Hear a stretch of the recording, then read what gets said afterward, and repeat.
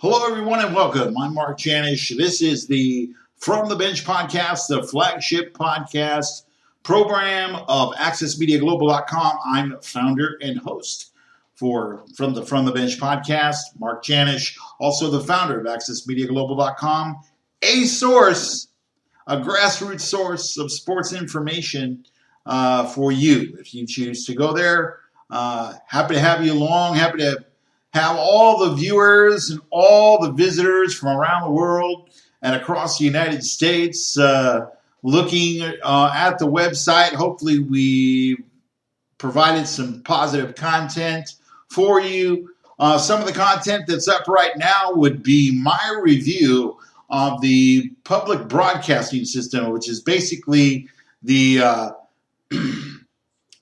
educational public broadcast system, PBS, in the United States, an educational arm of the public broadcasting in the United States. They do a series called American Masters, and they did a recent program. I missed the debut of it a couple of days ago, but I saw the replay yesterday afternoon, and this was on the Splendid Splinter. Ted Williams. Read my review of that PBS American Masters program and the life of the Splendid Splinter, Ted Williams, former Boston Red Sox, who lost 5 years of his career to military service in World War II and the Korean War. Very, very interesting program. I pulled out a few nuggets that not even I knew. And I'm supposed to know some stuff about sports, but Ted Williams, the Splendid Splinter. That's MLB American Master, Ted Williams. Of course, you can read my review of the program on the website right now. Also on the website would be the SI Media Podcast by Jimmy Traina. And then, of course, one of my favorites personally, not the SI Media Podcast, although that's a favorite of mine, the Richard Deitch Spotlight Media Podcast. That's I take the Player FM MP3, embed it every Thursday, and we're happy to have Player FM tuned in and listening occasionally. Hopefully on Libsyn and Stitcher Radio, you can hear any edition you need of the From the Bench podcast. Once again, I'm Mark Janish. Wanted to go ahead and just give you some MLB updates. Buster Olney's podcast for the week of July 23rd to 27th is up. That's a weekly podcast feature that I do in case you've missed sound cuts or analysis or anything like that during the long 26-week MLB season, which ends in September 30th this year. Will be the final Sunday of MLB. We're now at a point where there's about 59 to 62 games, depending on where you are in the schedule. It's getting very, very interesting in the American League wildcard race. Very, very interesting in the National League with the front-running Cubs, the Philadelphia Phillies trying to hold off the suddenly surging Atlanta Braves, and, of course, the Los Angeles Dodgers trying to stay ahead of the Arizona Diamondbacks, Zach Greinke, Paul Goldschmidt, and that crew, among others. So that's what's happening. Other features, I have the Raiders, Rams, Seahawks schedules up. I also have the Chargers schedule up. What I've chosen to do for training camp programming, I'm going to devote 1 day a week to each individual team. I'm going to post some hopefully some video, hopefully some audio from some audio sources that I've found on the Raiders, the Rams, the Seahawks, and the Chargers. We'll probably do the Raiders out the gate. John Gruden, 10 years, $100 million. Going to come back after a hiatus of about 10 years in the NFL. I'm looking forward to this. The Raiders and the Rams are going to play on September the 10th. They'll be playing the night game, the 7:15 p.m. night game. Monday Night Football is a staple during the season. And before that, it's going to be the Lions and the Jets at 4 o'clock p.m. Pacific time. Your local affiliates, ESPN affiliates, will be carrying that game. And then, of course, Thursday Night Football will get out the gate on the Fox Network. Check your local Fox affiliate stations for the time in your area. So, at this particular point in time, that's what's going to be happening throughout the NFL season. I'm going to do my best to bring you podcasts, audio, and game stories. If I don't see the game, we're going to give you the best we can from reporters that do cover the teams. And we are also going to be keeping an eye out on the baseball season as it winds down for you. So this is where we're coming back to what I would term regular content programming on accessmediaglobal.com. Had a nice month with the World Cup. We'll be bringing back the Total Soccer Talk, Total Soccer podcast, which is great. They were great with their analysis. I'm going to bring them back here in the next couple of weeks. I want you to continue to go to the website for Twitter feeds and other things of this nature. Football, baseball, basketball. You'll see the regional teams that we cover, and hopefully you'll enjoy those. I do hope that you're going to enjoy the rest of the baseball season, the rest of the summer, being that this is the 29th of July 2018 when this broadcast is being digitized for your enjoyment. We're going to see the preseason start August 9. August 9 will be the first preseason game. The Dallas Cowboys, so I want to address, they're 30 miles down the road in Oxnard, California, from where I am in southeastern Santa Barbara County, city of Carpinteria, just east of Santa Barbara, about 12 miles east is where I'm located doing this podcast. But the bottom line here is Jerry Jones always has something fun to say. If he's not, bloviating about his team, how great his team's going to be and how they're going to be winning the division over the Philadelphia Eagles or the New York Giants, as the case may be. This year it's the Philadelphia Eagles. He came out with some interesting comments regarding the national anthem policy that is very, very fluid. Now, I've gone through and spoke of the national anthem ad nauseum. I even posted Roger Goodell's press conference. Go to the search page. You can put in Roger Goodell and get all the posts regarding Roger Goodell in the sense of what he said at the time. But this national anthem policy is not crazy, but what is crazy is what was laid down by Jerry Jones, the owner. He said that the Cowboys team will stand for the anthem regardless and not have an opportunity to go to the locker room if they didn't want to stand. We'll see how the players' union reacts to that. Now, the league and players continue to have to meet to hash out a compromise of sorts. But the NFL has not been great or proficient, as the case may be, in communicating their national anthem policy. So there's a lot of confusion. The ratings are down.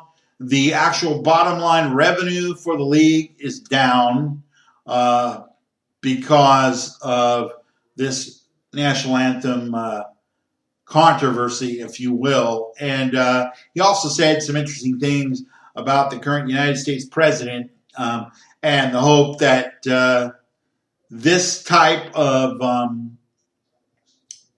grandstanding regarding the national anthem on a political basis kind of needs to end, and it would really be helpful if the President of the United States, Mr. Donald J. Trump, would actually tone it down and let the NFL pretty much decide between themselves and the players and the union what the policy will be. So we'll be looking for that. And at this particular point in time, we're back with regular programming. Monday, we're going to do Raider Monday. Raider Monday, you can look forward on Monday morning, afternoon, somewhere in there, West Coast time, United States, posting some exclusive Raider stuff. Tuesday, we're probably going to do Ram Tuesday. I'm hoping to have back a podcast that I would recommend, the Fearsome Twosome podcast. Hopefully they will bring it back with Gary Klein and Lindsay Thierry out of the Pacific Northwest. She came to Los Angeles. She's now covering the Rams on game day. And Gary Klein's been writing for the Times for several years now, and he is an exclusive coverage element of the Rams for the Times. So I want to bring the From the Bench, not the From the Bench podcast. That's what this is. The Fearsome Twosome, Lindsay Thierry and Gary Klein from Los Angeles. I hope to continue to post, if they continue with it, the Fearsome Twosome podcast, and looking for the Rams to improve their standing. Now, they played terrible in their last game in Atlanta, gave up a lot of yards up the middle of the field. One of the things I wanted to address a couple podcasts ago that you can get on Libsyn, Stitcher Radio, you can click on the audio player. The episodes are there. You can just scroll down and you will find my thoughts on Pittsburgh's Le'Veon Bell and how he got lowballed by the Pittsburgh Steelers. Now, the interesting thing, the reason why this is interesting is Le'Veon Bell must be crying in his shoes right now, or his cleats, as the case may be, because he chose to go with the franchise tag. The franchise tag is going to pay him more money in 1 year than he would have got on a prorated basis over the 5-year life of the contract that Pittsburgh offered him before the signing deadline, before he had to take the tag, which was a couple of weeks ago. So he gets offered a 5-year, $70 million contract, $10 million up front as a bonus. Okay. Now, remember, as I said earlier, these contracts are non-guaranteed. That leaves him with a $12 million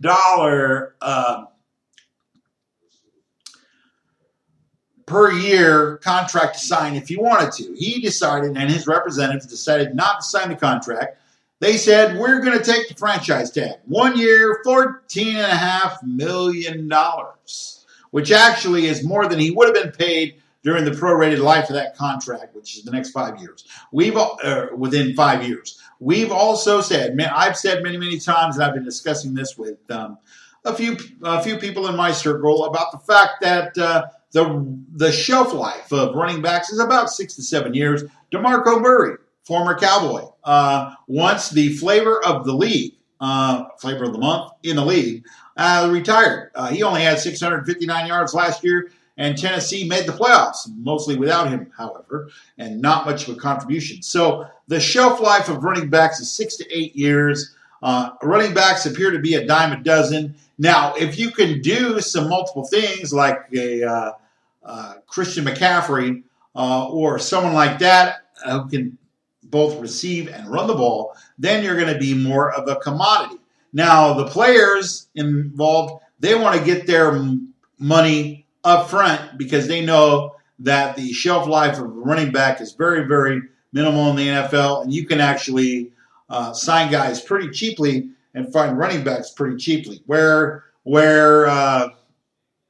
many, many teams who want to build, like the Philadelphia Eagles through free agency or the Seattle Seahawks through the draft, have not doing so now. They actually have to pay their skill position players, wide receivers, and quarterbacks more money than they would pay a running back because you don't necessarily have a run-dominant team. Now, there's exceptions to that rule. Of course, Saquon Barkley and the New York Giants is going to be interesting to see what happens. But you want to pay your guys more money in the skill positions. And also, we know that football is a very violent sport with the CTE controversy. That's going to be something that is going to haunt the NFL for quite some time. So there's many, many guys that are not participating in training camp at this time. One of them is safety Earl Thomas out of Seattle, who wants a new contract, but under no circumstances has John Schneider or Pete Carroll said, will they renegotiate? So we have Khalil Mack out of Napa, California, Oakland, not showing up.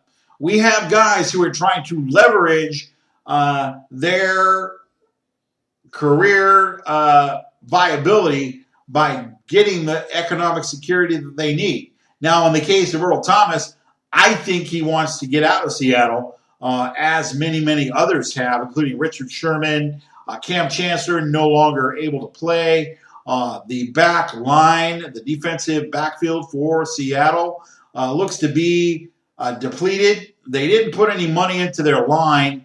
They need to improve the line play this year, or else Russell Wilson may be visiting the ground and be injured more times than he's on his feet throwing the football, or in his case, maybe running the football. So these are some things that we're going to look at in a more in-depth view. Looking forward to John Gruden returning to the sidelines. 10 years, $100 million coming up for the season. Looking forward to John Gruden. Now, the first NFL Monday night game of the year, doubleheader. The Raiders are going to be playing, I believe it's the Rams. Just a moment here. I'm going to pull this down, and we're going to bring up the Raiders schedule. I believe it's going to be the Raiders and the Rams of Week 1. Let's go ahead and take a look at that. I also have the Raiders, the Rams, the Chargers, and the Seahawks schedule posted under the football tab. You can look at the carousel in this case. Let's go ahead and look at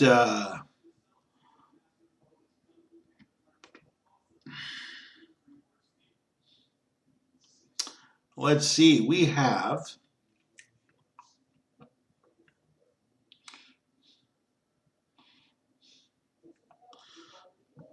it is the Rams and the Raiders. 7:20 p.m. Usually the Monday Night Football staple over the Entertainment Sports Programming Network is they do a doubleheader on Week 1. I will be seeing the Raiders and the Rams 7:20 p.m. And before that, we have the Lions playing the Jets at 4 o'clock. So look forward to that doubleheader. Preseason begins August 9th. The Lions and the Raiders. Actually, August 10th for the Raiders. Friday, August 10th, the Lions and the Raiders in the first preseason game. Now, the Chargers, on the other hand, are an interesting lot. They continue to have difficulty avoiding injury. There's some more injuries that I'll detail later in the week for you. Also looking to have some podcasts and some audio available. Locked On Chargers may return. One of the things we're going to do on a national basis I need to make you aware of, I love the Around the NFL podcast with Chris Westerling and that cadre of commentators. They are excellent, and I think on a national basis, we're going to be posting the podcast. I'm usually get the MP3 up about Thursday. There's going to be 2 or 3 podcasts a week from the Around the League podcast crew, and I'll have that MP3 posted. I'll have the episode info posted for you. You can stay on the page at accessmediaglobal.com and go through all that. You can also look for the Jimmy Trena and the podcast with Richard Deitch. That is one of my favorites. Hopefully you're going to be enjoying that. So that's going to be coming. I'm going to return to usually on a weekly basis, Monday through Friday. I post game info and links for the Padres, the Dodgers, the Angels, and the Seattle Mariners, who are fighting for a wild card spot, along with the surging Oakland A's now for that second wild card spot. The Yankees hold the first slot at this point. They're about 4.5 games ahead last time I checked the standings, so we want you to be aware of that. Pretty much one of the things I want you to know is we're going to try to step up that football coverage. I'll be doing some game stories, and if I'm not doing a game story, we'll get some information from those that are covering the Raiders. You can go to the on-air page and look for sports talk radio and also digital newspapers. If you're out of area and let's say you're a Browns fan living in Nevada or California, or maybe you're in the United Kingdom, but you enjoy the Rams, what I would recommend is go to the on-air page. I have links to sports radio, and I also have links to digital newspapers. So you can follow your favorite team even though you are out of market. So those are some of the things that are coming up on the Front of the Bench podcast. You can go to Libsyn or Stitcher Radio. You can comment, Mark at Access Media. You can also go to the Contact Me page at accessmediaglobal.com. Leave a contact, email me, what have you. Only constructive criticism, only constructive comments will be received. I'm not here to politicize everything, and those of you who seek to politicize everything on Twitter, those of you who are non-sports fans, this is not necessarily the site for you because this is what this is. I enjoy doing it. I'm an independent broadcaster, and I'm built the platform for sports fans, players, coaches, whoever wants to come to the fore. I appreciate you guys, but I don't have time for the riffraff. I don't have time for the games that people play, the lying, the manipulations, the control, the politicization of some of this stuff. You can get that at any site you need to. Huffington Post, Fox News, CNN. This is not CNN. This is not Fox News. This is not the Huffington Post. This is not MoveOn.org. This is not a George Soros organization.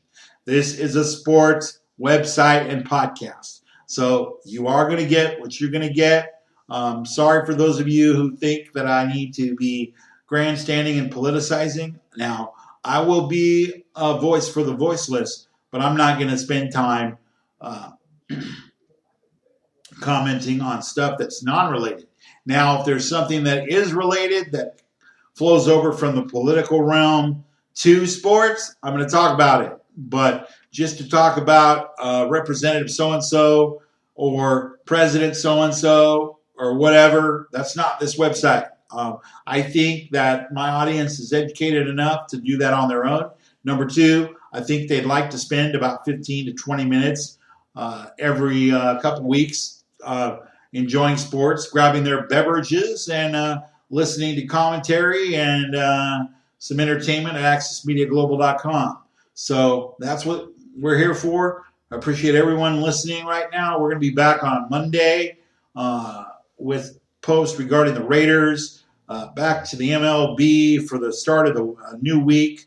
The Seattle Mariners are finishing up a series in Anaheim, California today. They're going to be facing the front-running Houston Astros. They came into today 5 games behind the Houston Astros. Also, the Los Angeles Dodgers will be facing the Atlanta Braves here very, very shortly, about a half an hour from Atlanta. That on the Turner Broadcasting System in the United States. And don't forget St. Louis and Chicago. The Cubs and the Cardinals divisional matchup out of the National League Central Division. They're going to be playing on ESPN, the Entertainment Sports Programming Network, 8 p.m. Eastern Standard Time in the United States, 5 p.m. here in the Pacific Time Zone of the United States. So there's lots of good stuff to get to.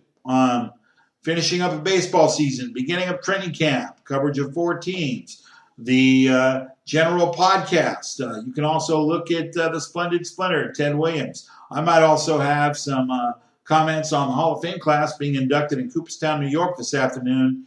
That would be Trevor Hoffman, former Angel and former Montreal Expo, Vladimir Guerrero, and, of course, Jack Morris. Great pitcher for the Detroit Tigers in the 80s and the early 90s. Who can forget that 1-0 victory for Jack Morris in the 1991 World Series over the Minnesota Twins. Well, that should wrap up, and does wrap up this edition of the From the Bench podcast. I'm available on Twitter, I'm available on Yahoo. You can get this podcast as well. I'm available at accessmediaglobal.com. Appreciate you viewing and listening. Thanks for your time today. And once again, we'll be back on Monday with Raider Monday. We're going to be talking some Raider football, and we're going to just bring some posts pertaining to the Raiders. So Raider fans, Raider Nation, rise up. We'll see. And look forward to the beginning of the season once again, September the 10th. The Raiders and the Rams opening Monday Night Football, 7:20 p.m. Pacific time. So until tomorrow, everyone, you have a great day, good weekend, and for July 29th, 2018, as we approach August, this is the From the Bench podcast. I'm your host, Mark Janish. Go to accessmediaglobal.com, my website, for more information on the topics that I've covered today. Have a great day, everyone, and thanks for listening to the From the Bench podcast. We'll see you later. We'll be talking sports later on, early this week. Once again, for any more information, go to accessmediaglobal.com. Goodbye for now, everyone.